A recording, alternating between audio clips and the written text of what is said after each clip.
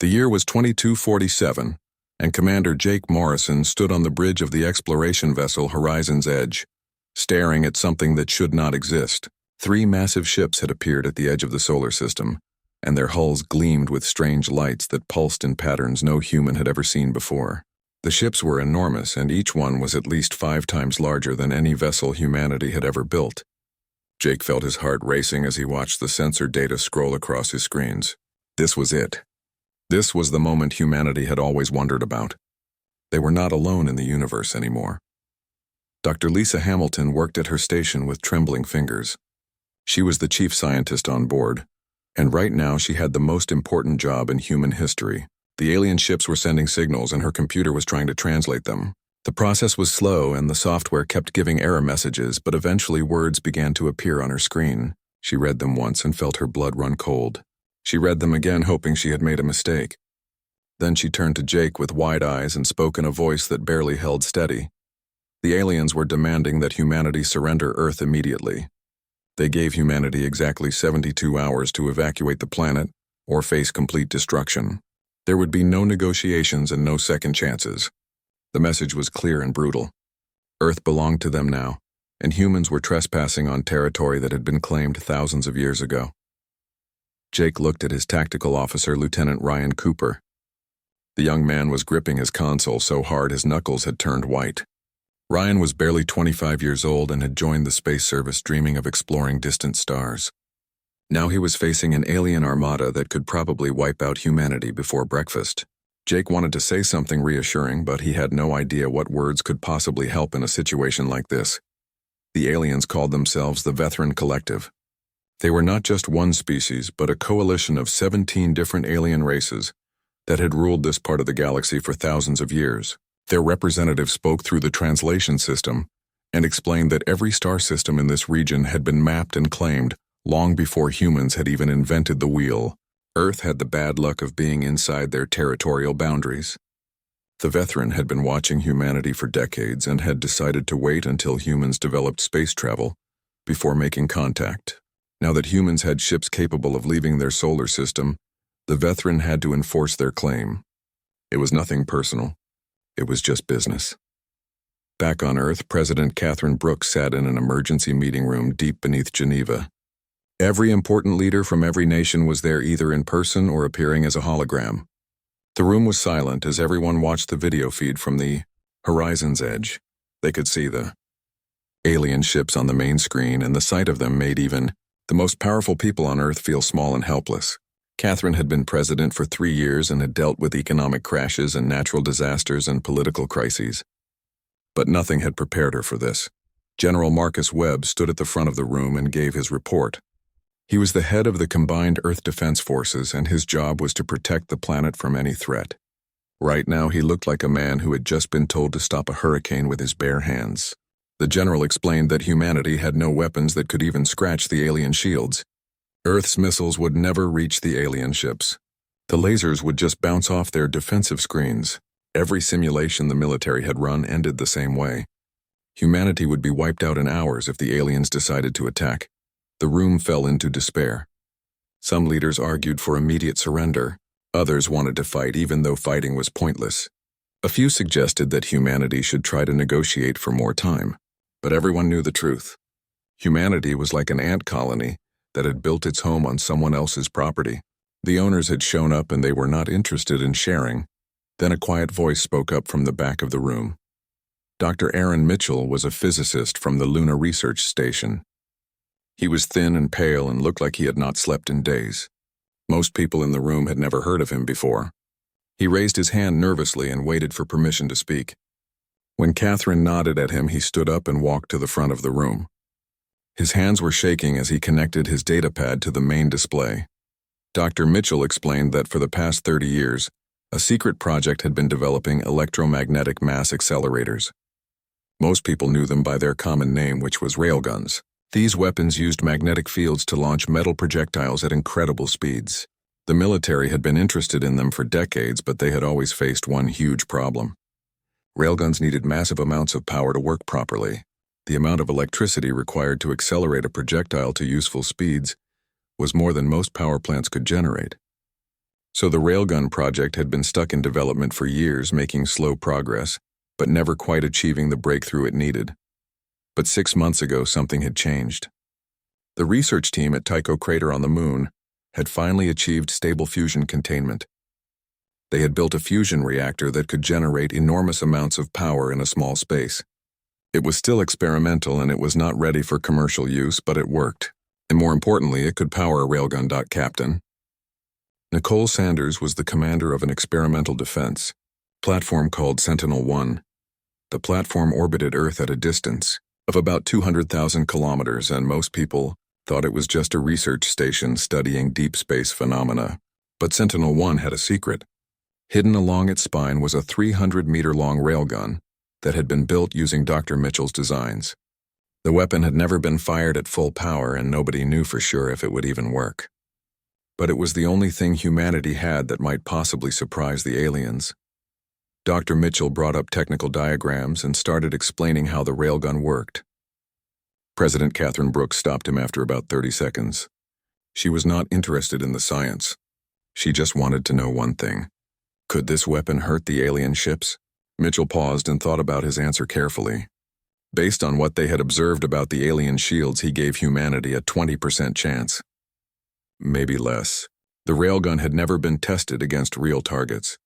All the simulations were based on guesswork and assumptions. But it was the only weapon system Earth had that the aliens might not have defenses for. Lieutenant Helen Carter was a young engineer who had worked on the Railgun project since its beginning. She stood up and added one more piece of information that changed everything. Every species in the Vethran Collective used energy-based weapons. They fought with plasma cannons and particle beams and laser batteries. They had spent thousands of years perfecting these weapons and building defenses against them. Their shields were designed to stop energy attacks. But a physical projectile moving at a significant fraction of light speed was something completely different. The aliens might not have any defense against it at all. The room fell silent as everyone absorbed this information. Then President Brooks made her decision. Humanity would fight back with the only weapon they had. They would fire their first railgun at an alien ship and hope that physics was on their side. It was a desperate plan with almost no chance of success. But doing nothing meant certain extinction. At least this way humanity would go down fighting. Captain Nicole Sanders received the orders while she was sleeping in her quarters on Sentinel. The emergency alarm woke her at 3 in the morning, and she stumbled to the communications panel, still half asleep. When she saw the message, her exhaustion vanished instantly. The United World Council had authorized the use of the railgun. Humanity was going to fight back. She had exactly 48 hours to get her weapon ready to fire. Nicole pulled on her uniform and rushed to the command center. Her crew of 47 people were already gathering at their stations. Most of them looked confused because they had no idea why the station had gone to full alert. Nicole called them all together and explained the situation. Earth had been threatened by an alien fleet. The military had no conventional weapons that could stop them. But Sentinel-1 had something the aliens had never seen before. Their railgun was humanity's last hope. The crew stood in stunned silence for a moment, and then they got to work. Engineer Danny Torres was responsible for the fusion reactor, and right now he was the most important person on the station. The reactor had to provide enough power to fire the railgun, and that meant pushing it far beyond its designed limits. Danny had been working with fusion systems for 10 years, but he had never attempted anything like this. He gathered his team of 6 engineers, and they began running diagnostics on every system. The reactor was operating normally, but normal was not going to be enough. They needed to squeeze every possible watt of power from it, and they needed to do it without causing a catastrophic failure that would destroy the entire station. The fusion reactor worked by containing superheated plasma in a magnetic field. The plasma was hotter than the surface of the sun, and if the containment failed even for a microsecond, the entire station would be vaporized. Danny had to increase the plasma density and temperature while keeping the magnetic containment stable. It was like trying to hold a star in a bottle made of force fields. He worked through the night, making tiny adjustments and running simulations. His team brought him coffee and food, but he barely touched any of it. The numbers had to be perfect. One mistake and they would all die before they ever got a chance to fire. Lieutenant Kevin Hayes was the weapons officer, and he had a different problem. The railgun had to hit a moving target that was over 200,000 kilometers away. At the speeds the projectile would be traveling, it would take about 2.3 seconds to reach the alien ship. That meant Kevin had to predict exactly where the alien ship would be, 2.3 seconds in the future. If his calculations were off by even a tiny amount, the shot would miss completely. He had one chance to get this right, and there would be no do-overs. Kevin worked with the station's computer to analyze the alien ship's movement patterns. The big dreadnought was holding a stable orbit around Earth, but it was not perfectly stationary. It drifted slightly as Earth's gravity and the Moon's gravity pulled on it. Kevin had to account for that drift and also account for any course corrections the alien ship might make. He built mathematical models and ran thousands of simulations. The computer gave him a firing solution that had a 67% chance of hitting the target. It was not great odds, but it was the best he could do. The tungsten carbide penetrator sat in the loading bay waiting to be moved into position. It was a cylinder 2 meters long and 30 centimeters in diameter. It weighed exactly 200 kilograms. There were no guidance systems or explosives built into it. It was just dense metal shaped to fly straight and hit hard.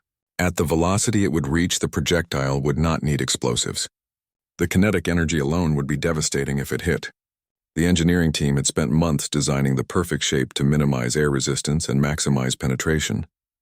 Now they just had to hope their math was correct.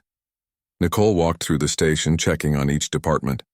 She stopped by engineering, where Danny was still working on the reactor. He looked exhausted and his eyes were bloodshot from staring at screens for hours. Nicole asked him if they could do this. Danny paused and rubbed his face with both hands. He told her that the reactor would provide enough power for one shot. Maybe two if they were incredibly lucky. After that, the power relays would burn out and the reactor would automatically shut down. The station would lose all main power and they would be running on emergency batteries. They would have maybe 20 minutes to evacuate before life support failed completely. Nicole nodded and thanked him. She had expected as much.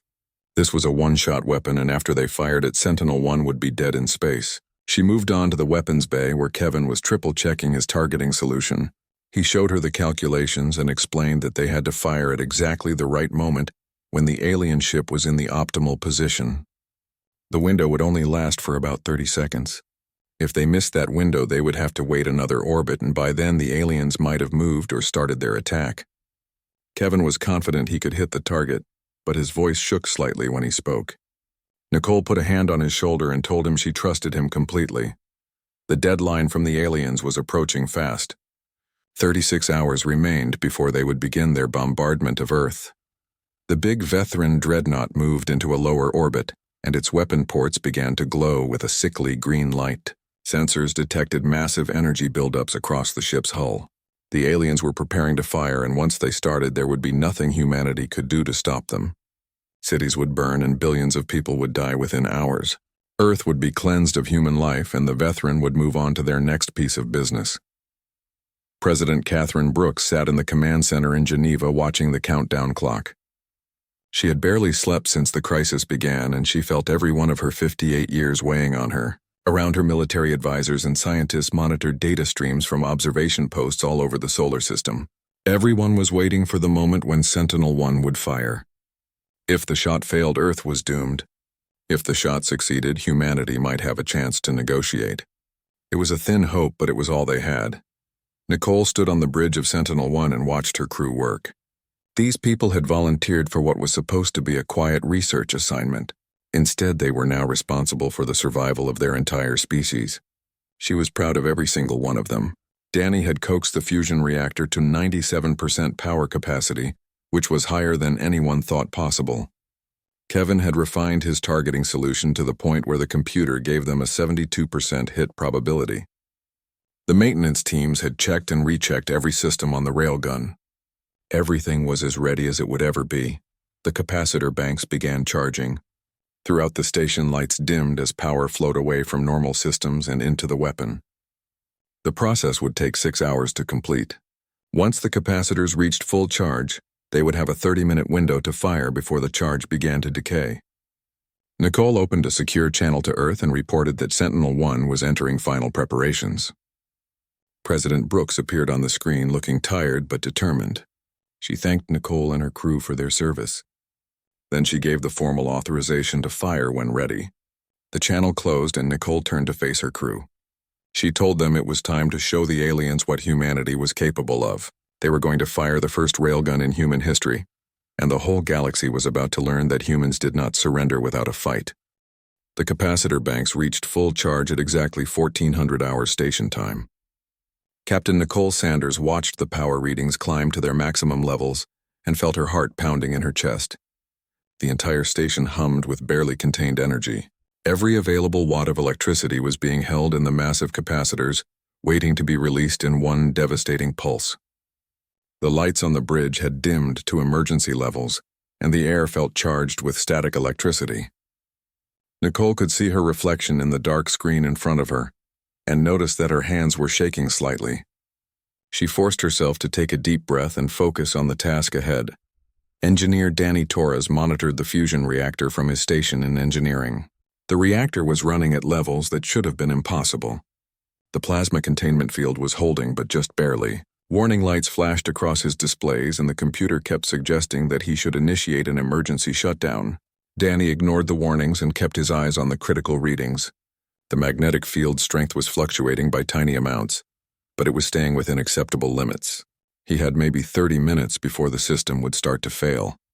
After that, no amount of skill or luck would prevent a catastrophic meltdown. Lieutenant Kevin Hayes sat at the weapons console with his finger hovering over the firing control.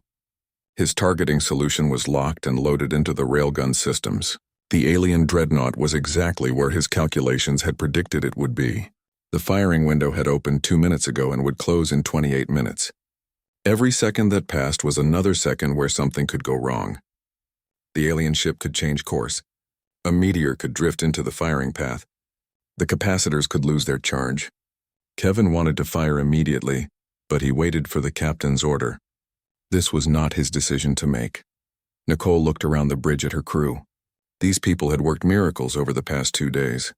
They had taken an experimental weapon that had never been tested at full power and made it ready to fire. They had pushed every system on the station beyond its limits. They had done everything humanly possible to give Earth a fighting chance. Now it was time to see if all that effort had been enough. Nicole opened a channel to Earth and requested final authorization. The delay seemed to last forever, but was actually only a few seconds. Then President Catherine Brooks appeared on screen and spoke the words that would change human history. "You have authorization, Captain. Give them hell." Nicole closed the channel and turned to Kevin. She spoke in a calm voice that did not match the terror she felt inside. "Lieutenant Hayes, you may fire when ready." Kevin acknowledged the order and entered the firing sequence into his console. The computer began a final systems check that would take exactly 10 seconds. Kevin counted down out loud so everyone on the bridge would know when it was happening. 10 seconds. 9 seconds. 8 seconds. His voice was steady even though his hands were shaking. 5 seconds. 4 seconds. 3 seconds. 2 seconds. 1 second. Fire. The railgun fired with no sound and no visible flash of light. The magnetic pulse that accelerated the penetrator was completely silent. The 200-kilogram projectile simply ceased to exist in the loading chamber and appeared in space, traveling at 81,000 kilometers per second. The crew felt a slight vibration through the deck plates as enormous amounts of energy discharged through the rails, but that was all. There was no dramatic recoil or explosion. The weapon had fired, and now there was nothing to do but wait for 2.3 seconds to see if the shot would hit. The tungsten carbide penetrator raced through the void between Sentinel-1 and the Veteran Dreadnought. It was moving at slightly more than 27% of the speed of light. At that velocity, the projectile crossed the distance in less time than it took for a human to blink twice. The penetrator was a dark speck against the blackness of space and completely invisible to the naked eye. But the Veteran had excellent sensors, and they detected the launch immediately. On board the alien Dreadnought, a defensive computer analyzed the incoming projectile in microseconds. The artificial intelligence that controlled the ship's defenses had been programmed over thousands of years by the best military minds in the Veteran Collective. It had access to a database containing every known weapon type in the galaxy. It examined the incoming object and quickly determined what it was. A simple kinetic projectile. Primitive, slow by galactic standards. The defensive AI calculated the impact energy and determined it was negligible. The multi-layered shields could easily handle this threat. The AI decided the incoming object was not worth alerting the ship's commander about. It simply noted the impact countdown and continued monitoring more important systems. The penetrator hit the forward shields traveling at 81,000 kilometers per second. At that velocity, the laws of physics became very unforgiving. The kinetic energy of the projectile was calculated using a simple formula. 1/2 times mass times velocity squared. With 200 kilograms moving at this speed, the energy was enormous. Roughly 600,000 billion joules. That was equivalent to about 150 megatons of TNT, or 3 times more powerful than the largest nuclear weapon ever built by humans. The Vethran shields were sophisticated pieces of technology that had been refined over millennia. They worked by creating layers of energy fields that could absorb or deflect incoming attacks. The shields were designed to stop plasma bolts and particle beams and laser strikes. They had been tested against every energy weapon the galaxy could produce, but they had never been designed to stop a solid object moving at relativistic speeds. The forward shield layer absorbed as much energy as it could and then failed catastrophically. The shield held for exactly 0.00013 seconds before it overloaded and collapsed. The penetrator barely slowed down as it punched through the first shield. It hit the second shield layer with almost the same velocity. The secondary shield was stronger than the first, but it suffered the same fate. The defensive AI suddenly realized something was very wrong and tried to activate emergency protocols, but there was no time. The penetrator smashed through the secondary shield and continued toward the hull. The tertiary shield was the strongest layer and was designed to stop planet-killing asteroids. Against the penetrator, it might as well have been made of paper. The projectile hit the hull of the dreadnought, and the physics of the impact were terrifying. Matter did not simply tear or melt when hit with this much energy. It vaporized instantly into superheated plasma. The penetrator itself disintegrated on impact, but its momentum had to go somewhere. A shockwave of metal vapor punched through the hull, creating a tunnel 3 meters wide. The shockwave continued through interior bulkheads and corridors and crew quarters. Everything in its path was instantly vaporized. The tunnel went straight through the ship from bow to stern, cutting through critical systems and structural supports. Then the shockwave reached the reactor compartment. The Vethran used fusion reactors similar to humanity's design, but much larger and more powerful. The reactor containment was designed to survive almost any disaster, but it could not survive having a relativistic projectile punch a hole straight through it. The magnetic containment fields failed, and the fusion reaction that was supposed to be carefully controlled suddenly was not controlled at all. The reactor exploded with the force of a small star. The Vethran dreadnought called Sovereign's Fist simply ceased to exist. One moment it was there, and the next moment it was an expanding sphere of vaporized metal and plasma.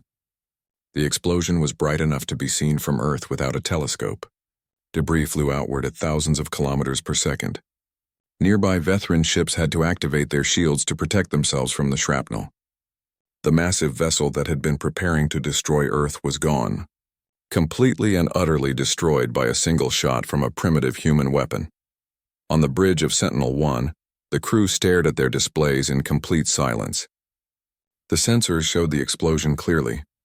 Where the dreadnought had been, there was now only an expanding cloud of debris and radiation. Nobody spoke for several long seconds. Nobody knew what to say. They had fired their weapon hoping for a miracle, and the miracle had actually happened. Lieutenant Kevin Hayes was the first to break the silence. His voice was barely a whisper, but in the quiet of the bridge, everyone heard him clearly. "Holy God, we actually did it." Captain Nicole Sanders felt tears running down her face, but she did not bother to wipe them away. Around her, the crew began to cheer and hug each other. They had saved Earth. They had done the impossible. Humanity had fired its first railgun, and the shot had found its target. The galaxy would never be the same. The silence lasted exactly 17 minutes. On Sentinel-1, the crew had stopped celebrating and now stood watching their displays with growing concern. The alien fleet had gone completely quiet. The smaller Vethran ships that had been moving in formation around the destroyed dreadnought had scattered and were now holding positions thousands of kilometers apart. Their weapon systems had powered down. Their engines had stopped firing. They were just sitting there in space doing absolutely nothing. Captain Nicole Sanders did not know if this was a good sign or a terrible one. Maybe the aliens were regrouping for a massive counterattack. Maybe they were so shocked that they did not know what to do. Either way, the silence was nerve-wracking. Engineer Danny Torres appeared on the bridge looking exhausted and covered in sweat. He reported that the fusion reactor had automatically shut down as expected. The power relays throughout the station had burned out, and there was no way to repair them with the resources on board. Main power was gone completely. Life support was running on emergency batteries that would last maybe 20 minutes. The evacuation shuttles were still functional and could get everyone off the station safely. Danny recommended they begin evacuation immediately. Nicole agreed and gave the order. The crew began moving toward the shuttle bay in an orderly fashion. They had drilled for emergency evacuations many times, and everyone knew what to do. Lieutenant Kevin Hayes was shutting down his weapons console when the communications officer called out. Lieutenant Amy Foster was a young woman who handled all incoming and outgoing transmissions. Her voice was shaking as she announced that the station was receiving a message from the Veteran fleet. The aliens were requesting to open diplomatic communications with Earth. Nicole stopped in her tracks and turned to stare at Amy. "Say that again, Lieutenant." Amy repeated the message and played the audio for everyone to hear. The alien voice speaking through the translation system was very different from the first message. The tone was careful and almost respectful. The Veteran wanted to talk. Back on Earth, President Catherine Brooks sat in the command center surrounded by her advisors. They had all watched the destruction of the alien dreadnought and were still trying to process what had happened. Humanity had actually won a battle against a superior alien force. It seemed impossible, but the sensor data did not lie. The massive alien warship was gone and the remaining ships were backing away from Earth. Then the message came in requesting negotiations. The room erupted in confused conversation. General Marcus Webb argued that this could be a trick. The aliens might be buying time to bring in reinforcements. Others thought the Veteran might be genuinely interested in peace. Catherine listened to both sides and made her decision quickly. Humanity would negotiate, but from a position of strength. They had proven they could hurt the aliens, and now they needed to use that advantage. What nobody on Earth knew yet was the conversation taking place aboard the Veteran fleet. Commander Tethral of the Torvan species sat in his command chair watching holographic displays that showed the wreckage of the Sovereign's fist. The other fleet commanders appeared as holograms around him, each representing a different species in the collective. Commander Vrixal was an insectoid creth with multiple eyes that glowed with different colors. Commander Sorath was a Drex which looked somewhat like a lizard, but walked upright and had scales that shimmered with rainbow patterns. All of them were struggling to understand what had just happened. Vrixal spoke first. The humans destroyed the most advanced dreadnought in the fleet with a single shot. The Sovereign's fist had shields designed to withstand sustained bombardment from entire battle groups. Those shields failed in microseconds. How is this possible? Commander Tethral brought up the sensor data from the moments before the impact. The weapon was a kinetic projectile moving at 0.27 light speed. The defensive systems had no classification for weapons operating in this velocity range. The shields tried to absorb the energy, but they were designed for plasma and particle weapons, not solid objects moving at relativistic speeds. Commander Sorath leaned forward in his hologram. The humans are primitive. They barely have fusion power. They have no understanding of dimensional physics or exotic matter. Their computers are laughably simple compared to ours, yet they built a weapon that bypassed all our defenses. Vrixal responded with what seemed like frustration. Because kinetic weapons are supposed to be obsolete. Every species in the galaxy abandoned them thousands of years ago. Energy weapons are more efficient and easier to control. Why would anyone waste resources on throwing metal when you can project pure energy across space? Tethral spoke quietly, but his words carried weight. Because the humans did not know any better. They used what they could build with their limited technology. They could not make our advanced weapons, so they just accelerated metal to incredible speeds. And by accident, they created something that our defenses were never designed to stop. The other commanders fell silent as they considered this. The implications were staggering. If primitive humans could do this much damage, what would they be capable of once they developed more advanced technology? What other unconventional weapons might they invent? The discussion continued for over an hour. Some commanders wanted to destroy Earth immediately before humans became a bigger threat. Others argued that humanity had already proven they would fight back, and the cost of destroying them might be too high. The Veteran had not lost a capital ship in combat for over 300 years. Losing one to a species that had barely left their home planet was humiliating. but it was also a wake-up call. The galaxy had become complacent. Wars were fought according to established rules with weapons everyone understood. Humanity had reminded them that there were always new ways to fight. Commander Tethril made the final decision as the ranking officer. The Veteran Collective would negotiate with humanity. They would offer membership in the collective as partners, not as conquered subjects. Humanity would bring their unique perspective and unconventional thinking to the alliance. Most importantly, the Veteran needed to make sure that when humans developed more advanced weapons, they were allies, not enemies.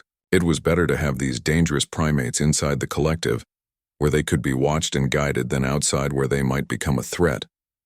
President Catherine Brooks assembled humanity's first diplomatic team within hours.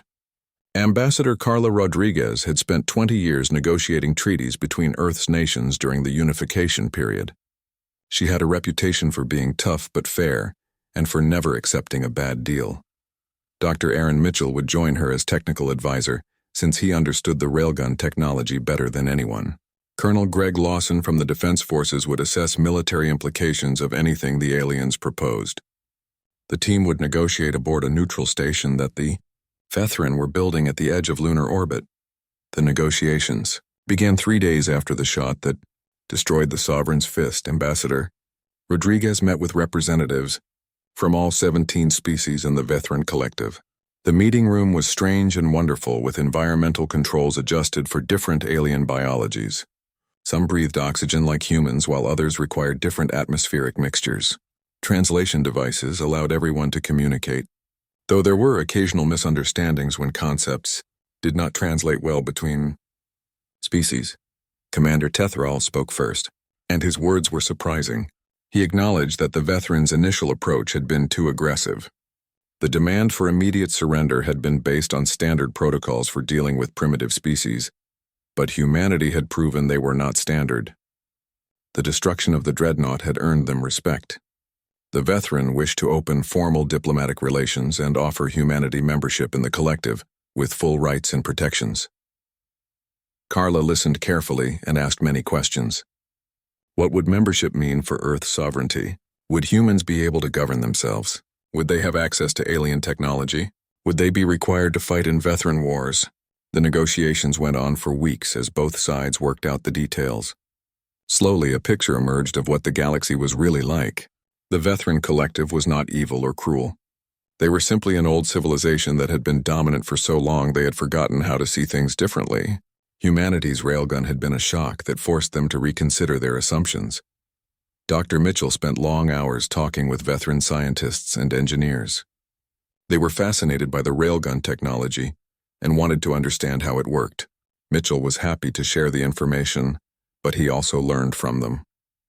The aliens had knowledge of physics that humans had barely begun to explore. They could manipulate gravity and fold space and create materials that should not exist according to human understanding. Mitchell realized that humanity had so much to learn, but the aliens were learning too. They kept asking questions about basic kinetic energy and momentum, things that human students learned in high school. It turned out that when you spent thousands of years focused on energy weapons, you forgot some fundamental principles of physics.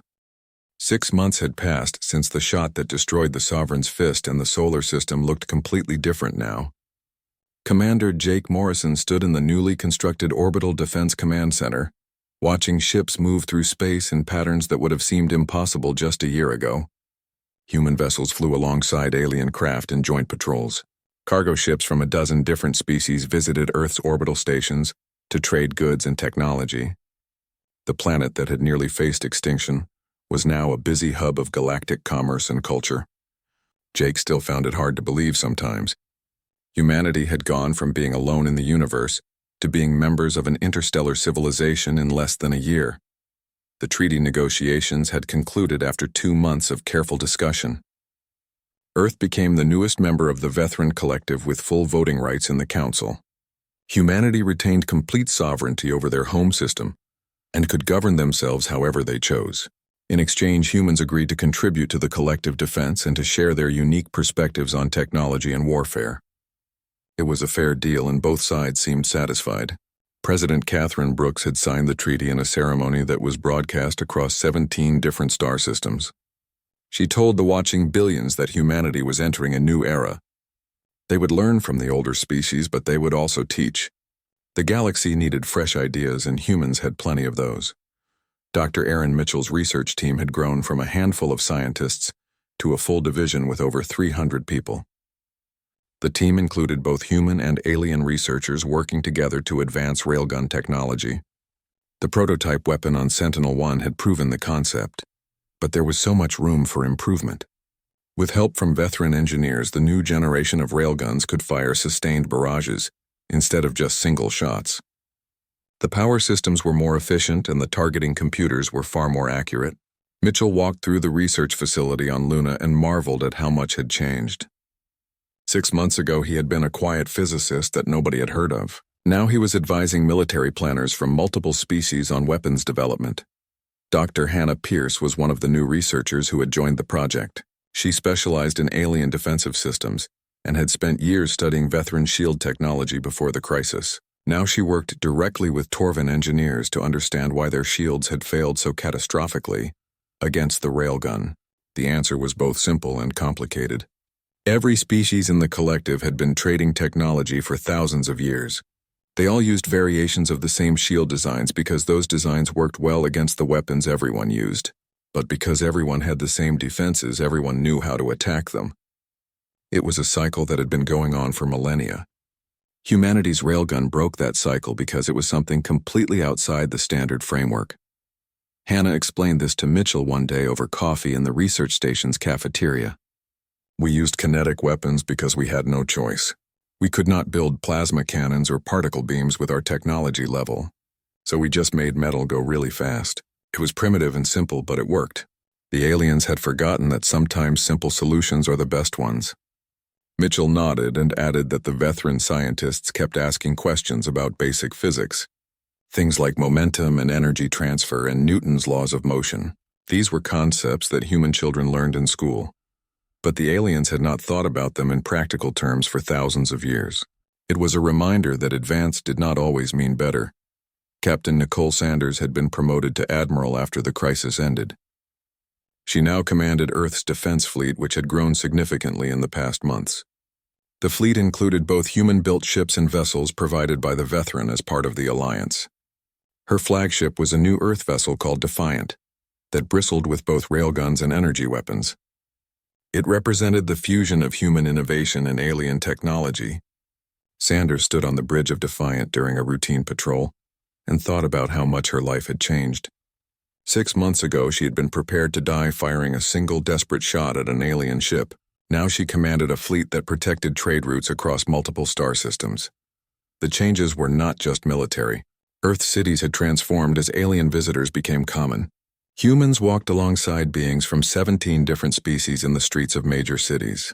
Cultural exchange programs sent human students to alien universities light years away. Alien students came to Earth to study human history and art and music. There were misunderstandings and difficulties, of course. Different species had different customs, and not everyone got along perfectly. But overall, the integration was going remarkably well. Humanity brought energy and creativity to the collective. The aliens brought knowledge and stability. Together, they were stronger than either could be alone. Lieutenant Helen Carter worked with a mixed team of human and alien engineers at the Luna Research Station, developing the next generation of weapons. The work was fascinating because both sides learned from each other constantly. The Torvan engineers taught humans about exotic matter and dimensional physics. The human engineers taught the aliens about kinetic systems and unconventional thinking. One day, a Torvan engineer asked Helen why humans always looked for the simplest solution to a problem. Helen thought about it and explained that humans had limited resources for most of their history. They learned to make the most of what they had available. Simple solutions used fewer resources and were easier to maintain. The Torvan engineer found this perspective enlightening. His species had been wealthy and powerful for so long they had forgotten the value of efficiency. 3 years after the first shot commander, Jake Morrison received a promotion to Commodore and was given command of a joint task force. His ships patrolled the border regions where the veteran collective met other galactic powers. The mission was peaceful but important. They showed the flag and reminded everyone that the collective was strong and united. Jake's task force included ships from 6 different species all working together under his command. It was an honor and a responsibility he took seriously. During a quiet moment, he recorded a message for the historical archives, knowing that future generations would want to understand this period. Jake spoke into the camera and chose his words carefully. He said that people would probably romanticize what happened. They would tell stories about brave humans fighting impossible odds and saving Earth with one perfect shot. There was truth in those stories, but the reality was more complex. Humanity had been lucky in so many ways. Lucky that they had developed railguns. Lucky that the Vethran shields were not designed for kinetic impacts. Lucky that the aliens valued strength enough to respect what humans had done. If any of those factors had been different, Earth would be empty now and humans would be extinct or scattered to reservation worlds. But the luck had held and humanity made the most of their opportunity. Jake continued speaking and explained that the real achievement was not the shot itself, but what came after. Humanity took their desperate weapon and turned it into a new way of thinking about warfare. They took their isolation and turned it into partnership. They took their fear and turned it into confidence. The galaxy had not fallen silent because they feared humans. The galaxy fell silent because humanity made them think. Humans reminded the older species that there were always new possibilities and new approaches. Sometimes it took a newcomer who did not know the right way to do things to show everyone a better path. Humanity had fired its first railgun and changed everything. The shot destroyed a ship, but more importantly, it destroyed assumptions. It opened minds and created opportunities. The galaxy would never be quite the same, and that was a good thing. Jake ended his recording and returned to his duties. Outside the viewports of his ship, human and alien vessels flew in perfect formation. They were protecting trade routes and responding to distress calls and showing the galaxy that cooperation was stronger than conflict. Somewhere in the depths of space, the light from that first railgun shot continued its journey outward. It carried a message to civilizations that had not yet heard the news. The message was simple. Humanity had arrived, and they brought with them new ideas and new ways of solving old problems. The galaxy had fallen silent for a moment, but now it was listening. And in that listening, there was hope for a future where different species worked together and learned from each other. It was not a perfect future, but it was better than what came before, and that was enough.